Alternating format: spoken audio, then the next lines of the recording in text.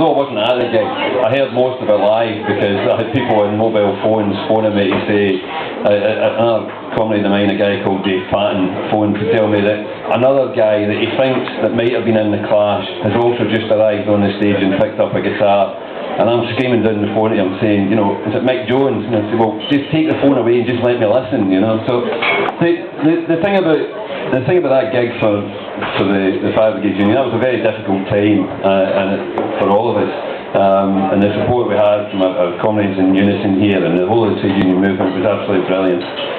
But to get support from people like Joe, what meant so much to so many people, I have to say so many of a certain age in particular, because the younger members didn't really know who he was.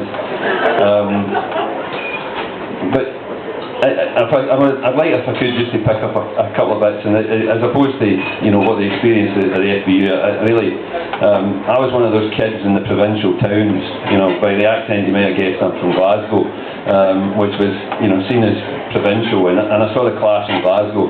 I also turned up at the Aberdeen gig to be told that it was bloody cancelled, and at that time it took 6 hours to get from Glasgow to Aberdeen on a bloody bus, and I never made it to Inverness. And I think the Clash and Joe Strummer have influenced so many people of you know, my age and people I know in the trade union movement. And we take, you know, international politics. I mean, my first introduction to Sandinista was that album, and I already was into the music and liked the Clash, but that made me look and say, well, what exactly is this? I really didn't, because we didn't read in the papers in this country what was going on in Nicaragua. So by kids getting that album, and I say kids, you know, young people growing up, we picked up that album and we started to look and try and understand exactly what was going on and what this revolution was about. And it was enlightening and it was educational, and it was the music and the stand against fascism and racism was, you know, something that influenced, you know, all of my colleagues and comrades that I meet in the union, and still does to this day. So, you know, for Joe to play that gig was just absolutely fantastic. For me, personally, but for the Fire Brigade Union, it was simply superb.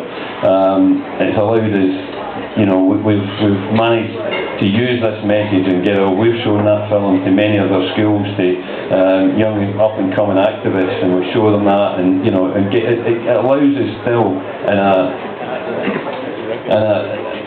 a very social way to educate our young members in the use of music and drama and all the other arts that we can get our message across.